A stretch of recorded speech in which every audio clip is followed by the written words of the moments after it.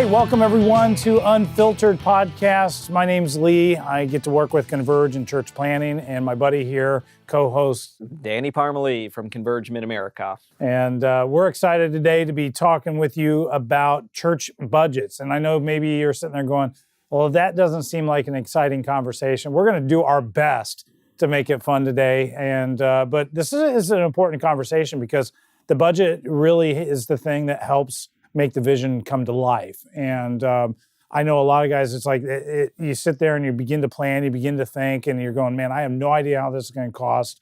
Why do I need a budget?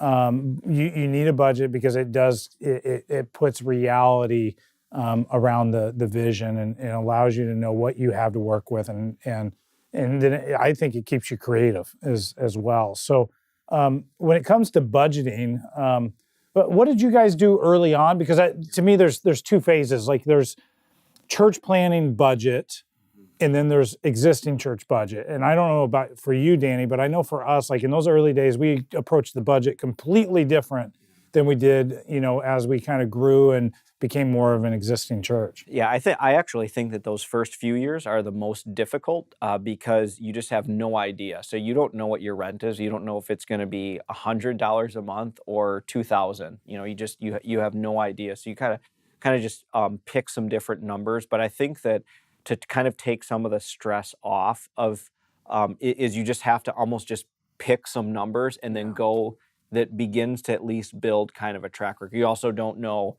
what your giving is going to be and where it's going to match up. So you just give yourself a little bit of a break. Say the budget is just to kind of help give some guidelines, just to kind of give some different proportions, and you kind of set it and kind of go with it from there. Oh, that's great. What are there kind of non-negotiables that a church planner needs to think about when they're kind of putting a budget together in your mind? I mean, obviously, if percentage has got to be salary, and we'll talk about nuances in a moment, but salary needs to be a part of the budget. Are there other things that need to be included in the budget as you're kind of creating that? So what we did personally, and even as I work with our planters in Mid-America, a majority of their salary is coming from outside support, which is handled in almost a completely separate account. Which is kind of helpful because it is a big chunk of it. So if they're able to raise all of their financial support, they can kind of say, all right, well, what is a realistic rental, kind of situation in my context? All right, so I'm just going to throw down, put down $1,000 a month. If it costs more, we figure that out. If it costs less, then it opens up, a little bit more opportunity. And there, man, I feel like it is so contextual to what you're trying to do as a church. And then you have all the initial kind of startup capital expenses like sound equipment and trailers, which are going to be more than what most people expect it to be. Way more. Yes. Yeah. Yep. Signage, your audio visual pieces, they're just going to cost. And so just know that up front. The more you can raise, the better it'll help you offset that. I know too, like all the coaching I do with guys, I tell them like early on, like just proportionate, begin the process to become a tithing church from day one.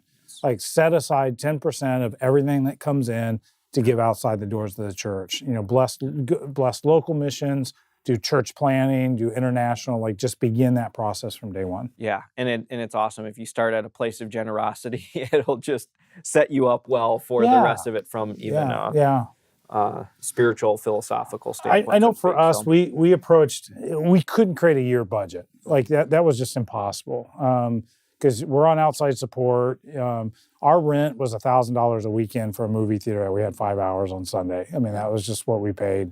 But we had a budget quarterly. I mean, the things were changing so quickly and it was hard to understand. And so I know for us that was a workable rhythm. Like we go, okay, this quarter we brought in this, we can expect this for the next quarter, and we worked that until eventually it became more consistent, and then we began more of a yearly budgeting process. Right. This goes back to one of the other podcasts that we had. Maybe it was on generosity. It might have been on something else, but this is where actually knowing giving and giving units is an important thing once you have 1 year kind of under your belt to project. And what I mean by that is if you don't know what your giving units are. So let's say that first year, your budget was $50,000. So, and just as a side note, our first year's annual offering was $11,000. So the whole Annual year offering? annual Wow. was 11. So year two was I think 36. So you don't have it that bad out there, guys. Yeah. That's what he's saying. But let's say that your giving was $50,000. If you don't look, you don't know if that was one family giving a $30,000 check and everybody else giving 10, and that one person who did give that check in June moved and took a different job somewhere else, or what's kind of the consistent kind of coming in per family that you can at least somewhat gauge it on. That's great. Because for us, what we our kind of simple philosophy was don't spend more money than what you have. So that's also kind of how we budgeted, and we did use previous year's giving to kind of set the budget for budget for the coming year, which I think is wise. We did the same, and I would highly encourage planters just get into that, because as you grow and go through seasons growth, you have a lot of play money then to be able to utilize. Yeah, and of course we would set things that we would say, okay, well, if we increase, and we hope, and we've even had a track record of increasing year after year, but let's not all of a sudden just spend money before it's even a healthy projection. If God presented an opportunity, then we would go through the proper channels with our overseers to get that approved to go beyond what the budget was for that. So that was something that was helpful. The other thing is that I do think putting savings in right away is good as well too. Great thought. Because it's not only from a practical sense, but it does, I think, even model for the church that you are looking for the future investment, whether, again, that's a capital expense that you're going to do, or you're really hoping to, hire that worship leader, youth pastor, children's ministry person that you're like, hey, this is kind of some of our practice in churches that got in trouble. Do you start with a certain percentage, or do you coach guys to start with a certain percentage to put into savings? Yeah, I mean, if you can do 10%, I know that's a really huge chunk, but if you can do 10% giving and 10% towards savings, I think it can be a healthy thing. But again, each church is going to be a little bit different. Yeah, I know for us, we started at 3 and then built from there, and that seemed to be a manageable pace for us. We wanted to get to 10%, but we knew for your savings. For savings specifically. But we started with 3 and then worked accordingly. Yeah. The other thing that we did is we kind of did red, yellow, green light types of items. So as people were kind of putting budgets together. Now, this is, of course, later on once we had a few more staff and a few more like ministry teams that were kind of managing their own budgets. Yeah. Is that even if their budget was approved, there might be things in there that they kind of had to wait till mid-year to see if we were kind of tracking. So I was like, it's kind of like a yellow light thing. You're going to need to wait on that. And it's like, okay, now we're over a certain threshold. Now that's a green light, or hey, that's a red light right now. Like big youth retreat. You want to take the entire youth group to Africa. That's not happening, because I want to join that youth group. So just different things like that. And that helped. We were not the best at this, but the more that you can have the actual management of the budget by those staff and those teams, it makes it better that they're the ones kind of paying attention. How much am I spending? And this is where being a little bit of a control freak and micromanager, everything was still coming to me. So they were constantly like, Danny, can I, buy a copier? Danny, can we get a new sign? Can we get a new set of speakers?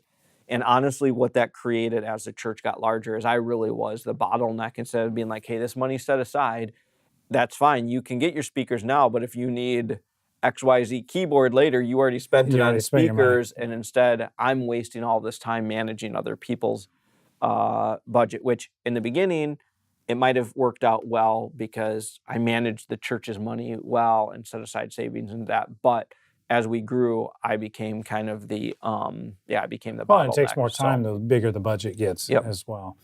For us early on, it was really helpful to paint a picture to our people that we exist because of the generosity of others. And so I would encourage you, this worked really well for us.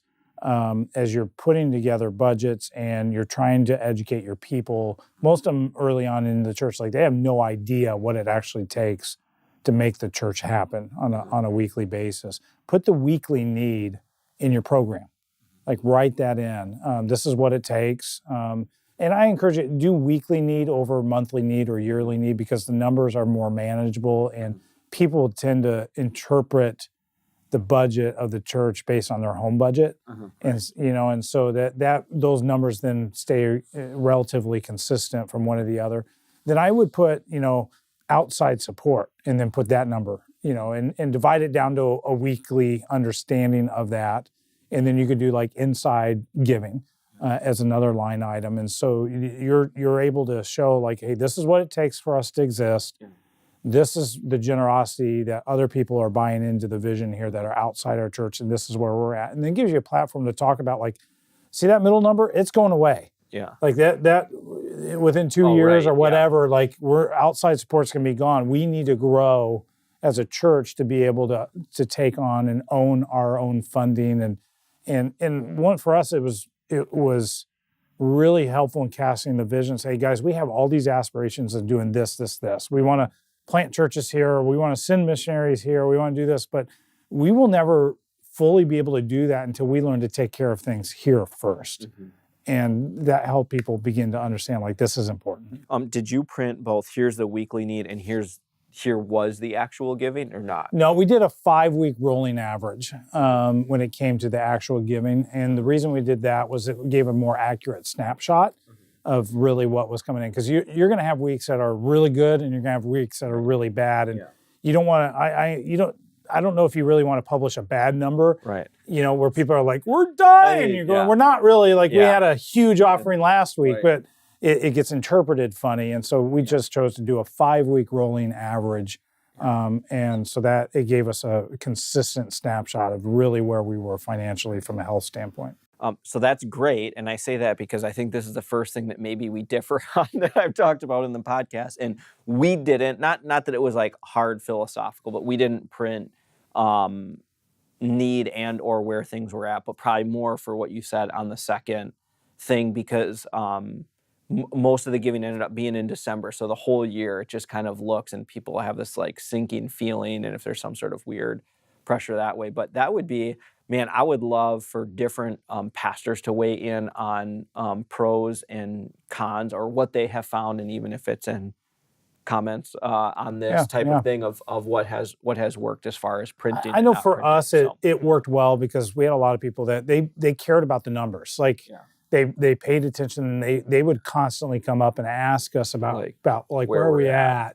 Yeah. And it was hard for them to know when we're meeting in a movie theater, and so it did help us in making sure we're constantly staying in front of our people. Like, this is where we're at right now, and this is what it costs for us to do this. And, it wasn't something we talked about every week from that standpoint. Like, this is what we need. We didn't have a board up in front of the church, with all the numbers kind of laid out. But we knew that there were a number of people in the church, like they're just number people, and they are paying attention to those things. And it's helpful to be able to educate them. So that's why we chose to do that. And I always know when I go to a church, I look for it on the bulletin because I'm just curious, you know what I mean? Maybe that is, maybe as visitors are coming in too, they're curious. And I know, I visit a church on a regular basis that they count number of giving units every week. And that's one of the numbers in there. I thought that's a neat way of talking about that as well, because they talk about we're more concerned about our everybody giving, participation as a whole. Wow, and so they're actually counting that, and they celebrate like, hey, last month, we actually grew X amount of givers as a whole as a church from where we were before. Very cool. Yeah. Was there ever a time that you went over budget? Meaning we spent more than... year end. And did you do fiscal year January through December? Fiscal year was January 1. And it's just easy.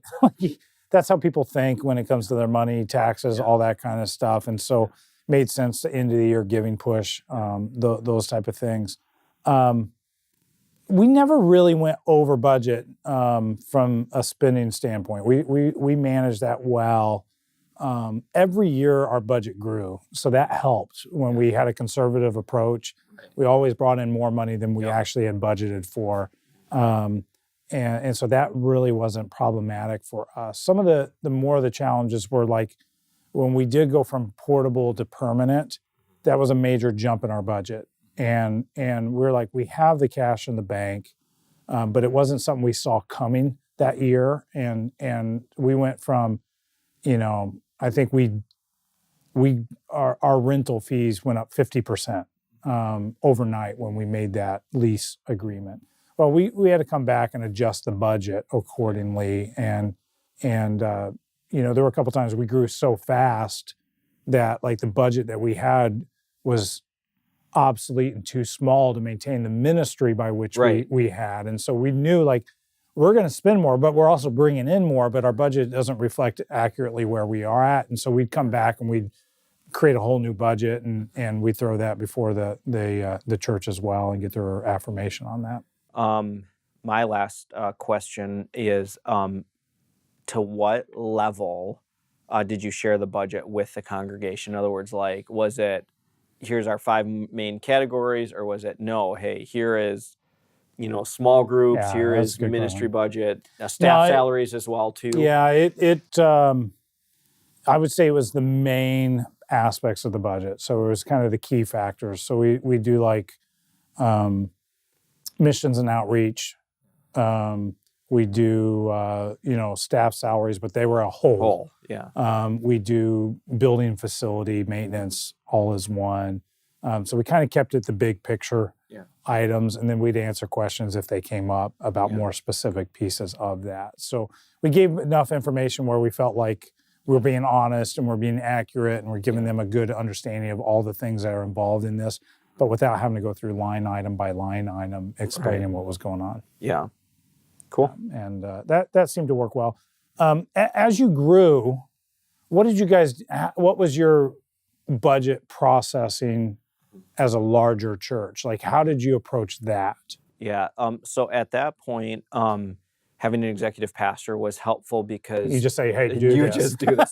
And hard too, because if you remember before, I'm like control freak, and especially in the beginning, I signed every outgoing check. And part of that was just for me to mentally, have on my mind everything that was going out, to the point where it's like I wasn't seeing that on a regular basis. But one of the things is he really did work with the staff to propose their budgets, and they got to come up with their budgets, and it was vision driven. In other words, hey, what do you want to do this year? Not, hey, last year you were given $20,000. This year you get 25. What do you want to do with 25? It was, what's your vision for youth ministry this year? Tell us what you want to do and come up with the budget. So it could be 20 grand more than it was the year before. And it might be like, you know what, that's not in the budget. Or then once everything was brought together, like, hey, this is going to be a really important and critical piece. Let's try to actually make that happen. And it really did create a lot more ownership, because they were having to think through from a vision perspective, not just, hey, here's my amount of money. That it wasn't an allowance. It was a vision-driven budget. Yeah, that makes sense. Yeah, we ended up eventually going to a spot where we did a staff retreat, and I required all of the staff members to give a 15-minute presentation talking about the vision of their ministry and how the church vision is being incorporated in that. And then they had to make a financial ask for their budget. Right. That, to the group or to the whole group. To the whole group. And it ended up being a really good time, like, because all the staff are hearing about their vision for their area of ministry, and they begin to own, like, man, I want to see that happen. But it also allowed us as an executive team to be able to have insight enough. Do they actually get the vision? Can they articulate the vision? And are they living in reality when it comes to dollars and cents to make the vision happen? And then we didn't say, and then they had to be ready for 10 minutes or so of questions from anybody, including the executive team. And then out of that, we take all those numbers and we begin to, we dismiss them, and then we begin to put those numbers together and go, well, I know that the children's guy just asked for, 45% of the budget, but so we're not going to be able to do that. But this is what we can do, and so we begin to put numbers, and then we'd come back to them and be able to give them feedback on their presentation as well. And it was funny the first time we did. I mean, the staff are as nervous wreck.